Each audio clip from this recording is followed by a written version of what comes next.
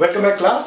आज हम लोग सीखने वाले हैं एक बहुत ही इम्पोर्टेंट चैप्टर है जिसको लेके अंग्रेजी भाषा में बहुत ज़्यादा कन्फ्यूजन्स क्रिएट किया गया है और उसके बारे में बहुत सारी बातें कही गई है कि भाई साहब ये जो चैप्टर है ना ये एकदम नहीं समझ में आएगा किसी को, क्योंकि इसमें इतनी तरह के रूल रेगुलेशंस हैं, तमाम तरह की कहानियाँ सुनाई जाती हैं आपको कि भाई ये तो कमांड करना बहुत मुश्किल है।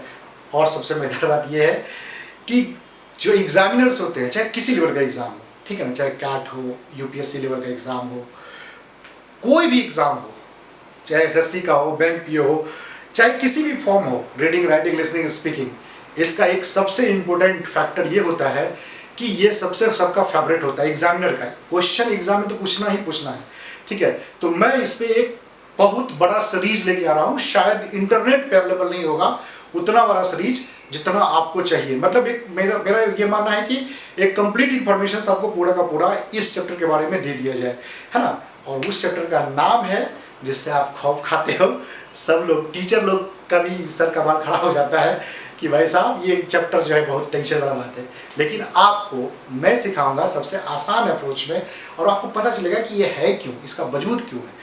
और उस चैप्टर का नाम है प्रीपोजिशन। कौन सा नाम है? प्रीपोजिशन, है ना। सुन के आपको झटका लग रहा होगा, प्रीपोजिशन, अरे यार ये तो बड़ा टेंशन वाली बात है, रट्टा मारना पड़ेगा।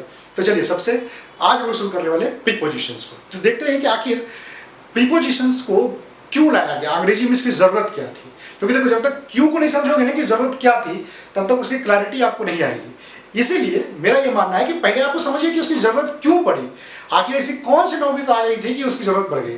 तो चलिए देखते हैं पहले कि हम लोग उसको जरूरत क्यों पड़ी। देखिए अभी तक आपको हमने जो बताया था, या जो लोग नए व्यूअर्स हैं, अगर आपको मेरे क्लास को कोई भी, अगर आप पहली बार हमारे वीडियो पे आए हैं तो मैं आपसे रिक्वेस्ट करूंगा कि आप हमारे ना शुरुआत के सारे वीडियोस पहले देखिए। उससे आपको क्लैरिटी आएगी कि हम क्या पढ़ाते हैं, हमारा अप्रोच क्या है, ठीक है ना। समटाइम्स हो सकता है कि अगर आपने हमारे पुराने वीडियोस को नहीं देखा होगा तो चीज़ें आपको समझ में नहीं आएंगी। इसीलिए मैं चाहता हूं कि आप पहले शुरू से देख लीजिए वीडियो और तब फिर प्रीपोजिशन पढ़ेंगे तो आपको पढ़ने में मजा आएगा। तो चलिए देखते हैं प्रीपोजिशंस को। ओके, तो देखिए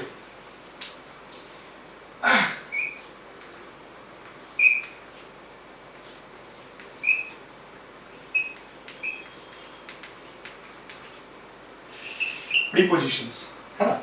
तो प्रीपोजिशंस अभी हम उधर बाद में जाते हैं, अभी वापस आते हैं कि आखिर इसकी जरूरत क्यों है, क्यों, व्हाई प्रीपोजिशंस, प्रीपोजिशन का जरूरत क्यों पड़ा।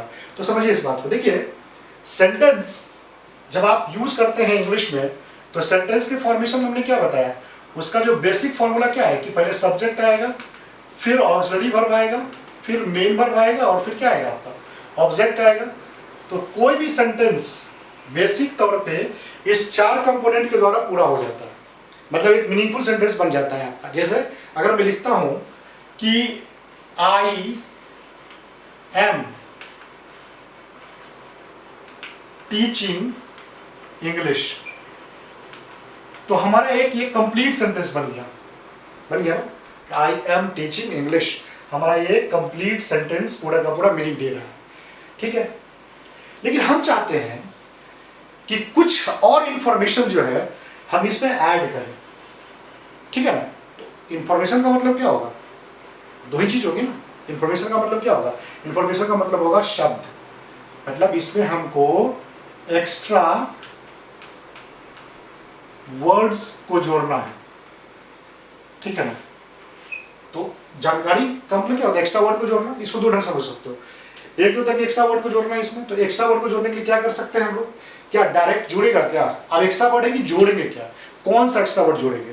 तो देखिए अंग्रेजी में दो ही वर्ड है या तीन वर्ड बोल सकते हो आप कि जिसको एक्स्ट्रा के तौर पे आप जोड़ सकते हो। ऐसा तो बहुत सारा वर्ड है, बट प्राइमरी तौर की बात कर रहा हूँ मैं। प्राइमरी तौर पे दो ही को है, क्योंकि आपको पता है नहीं कि ऑक्सिलरी वर्ब के बाद दो ही चीजों को हम लोग जोड़ते हैं। वो क्या हो सकता है, या तो नाउन हो सकता है और नहीं तो मेन वर्ब हो सकता है। ये दो ही चीजें जुड़ सकती है एक्स्ट्रा नाउन के तौर पे, एक्स्ट्रा वर्ड के तौर पे, ठीक है ना। अब बात आती है कि भैया कौन सा नाउन एक्स्ट्रा वर्ड के तौर पे जोड़ेंगे हम लोग, ये भी तो समझना पड़ेगा ना। तो ये कौन सा नाउन जोड़ेंगे या कौन सा मेन वर्ब को जोड़ेंगे, कैसे जोड़ेंगे। तो पहले समझो आप कि एक्स्ट्रा वर्ड का मतलब क्या होता है, एक्स्ट्रा इंफॉर्मेशन का मतलब क्या होता है। एक्स्ट्रा इंफॉर्मेशन के नाम पे अगर हमको नाउन को जोड़ना होगा तो वो नाउन कौन होगा जिसको हमको जोड़ना होगा। एक बात ध्यान रखिएगा कि कोई भी सेंटेंस, जैसे ये हमारा क्या हो गया ये हमारा एक कंप्लीट सेंटेंस हो गया, है ना।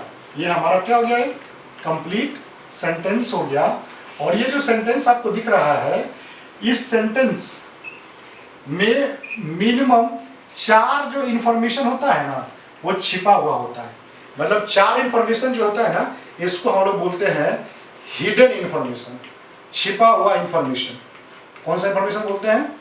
हिडन इंफॉर्मेशन बोलते हैं, छिपा हुआ है, इसके अंदर ही छिपा हुआ होता है। जैसे देखिए, अगर आप ये सेंटेंस बोल रहे हैं आई एम टीचिंग इंग्लिश, तो इसमें 4 नाउन छिपा हुआ है। एक, हम किसी न किसी पर्सन को पढ़ा रहे हैं, तो पहला नाउन कौन सा छिपा हुआ था?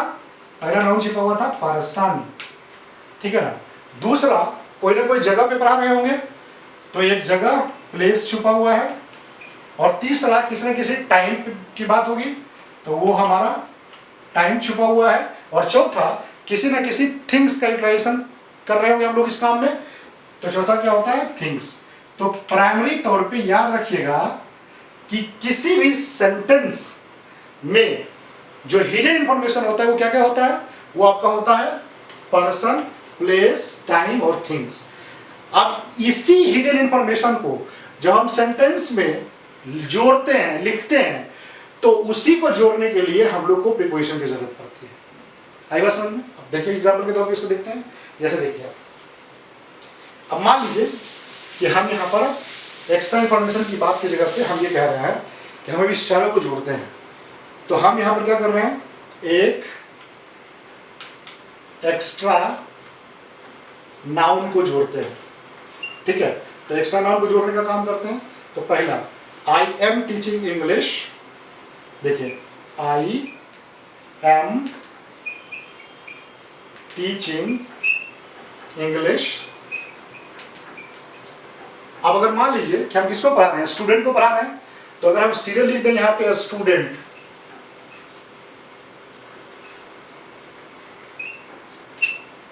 तो ये काम करेगा? बताइए, ये आपका सही सेंटेंस है? करेगा ये काम? नहीं कर सकता है ना, क्योंकि हम एक्स्ट्रा नाउन को डायरेक्ट सेंटेंस के साथ नहीं जोड़ सकते हैं। तो ध्यान रखिएगा कि किसी भी एक्स्ट्रा नाउन, किसी भी सेंटेंस के साथ अगर आपको एक्स्ट्रा नाउन को जोड़ना है, तो ये जोड़ने की जिम्मेदारी किसको दी गई है? प्रीपोजिशन को दी गई है। इसीलिए हम ये नहीं लिख सकते कि I am teaching English student. No, आपको क्या करना पड़ेगा? आपको लिखना पड़ेगा आई एम टीचिंग इंग्लिश। अब इसके बाद अगर हमको सेंटेंस को जोड़ना है, तो हमको यहां पर प्रीपोजिशन लगाना पड़ेगा। और वो प्रीपोजिशन है क्या? वो प्रीपोजिशन है टू, ठीक है। तो I am teaching English to the student. आई बात समझ में? तो प्रीपोजिशंस को जो हमने यहां पे यूज किया टू को, वो किस लिए यूज किया? क्योंकि इस सेंटेंस के साथ हमने एक एक्स्ट्रा नाउन को जोड़ना था। और जितना बड़ा एक्स्ट्रा नाउन को जोड़िएगा, उतना बड़ा प्रीपोजिशन आपको लगाना पड़ेगा। जैसे सेकंड एग्जांपल प्लेस है, तो प्लेस की अगर हम लोग बात करते हैं, तो देखिए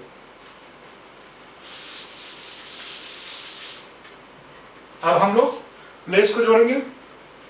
तो I am teaching English Patna नहीं लिख सकते हैं डायरेक्ट, पटना। देखिए तो सही है, नहीं है ना? क्योंकि ये हमारा एक्स्ट्रा नाउन है, तो हम डायरेक्ट यूज नहीं कर सकते। क्या करना पड़ेगा? हमको लिखना पड़ेगा आई am teaching English in Patna. तो फिर देखिए, हमको एक प्रीपोजिशन की जरूरत पड़ी, तब जाके हमारा ये सेंटेंस सही हो पाया, है ना। तो I am teaching English in Patna, I am teaching English to student. अब अगर टाइम को ही बताना है, जैसे देखिए आई एम टीचिंग इंग्लिश 10 o'clock। तो भैया ये भी सेंटेंस आपका सही नहीं है, क्योंकि आप टाइम को जब जोड़ेंगे तो ये भी नाउन है, टाइम नाउन है, तो यहाँ पे भी क्या करना पड़ेगा, एक प्रीपोजिशन लगाना पड़ेगा। सही सेंटेंस क्या होगा? सही सेंटेंस होगा आई एम टीचिंग इंग्लिश, अब यहां पे हो जाता है एट 10 o'clock। तो समझ गई बात आपको कि किसी भी सेंटेंस में एक्स्ट्रा नाउन को जोड़ने का काम प्रीपोजिशन करता है, ठीक है ना। और विदाउट प्रीपोजिशन आप एक्स्ट्रा नाउन को जोड़ ही नहीं सकते हैं। बस यस आप जोड़ा का वर्ड रहेगा तो वो अलग बात है, वो आगे बताएंगे आपको, बट एक्स्ट्रा नाउन कभी भी आप देखो, अगर सबको एक ही सेंटेंस में इंफॉर्मेशन को ऐड करना है तो वो भी आसान है, सबको एक सेंटेंस में जोड़ के लिख सकते हैं। जैसे देखिए मैं सबको एक साथ लिख देता हूं, आई एम टीचिंग इंग्लिश, अब देखो, to the student at 10 o'clock in Patna. अब थिंग्स को जोड़ते हैं, ऑन ब्लैक बोर्ड। देख लीजिए आप, क्या देखे आप, यहां देखिए प्रीपोजिशन के बाद एक्स्ट्रा नाउन को जोड़िए, प्रीपोजिशन के बाद एक्स्ट्रा नाउन को जोड़े, प्रीपोजिशन के बाद एक्स्ट्रा नाउन को जोड़े, प्रीपोजिशन के बाद एक्स्ट्रा नाउन को जोड़े। तो इसीलिए प्रीपोजिशन आपको समझने की जरूरत है, समझे ना। तो हम लोग आपको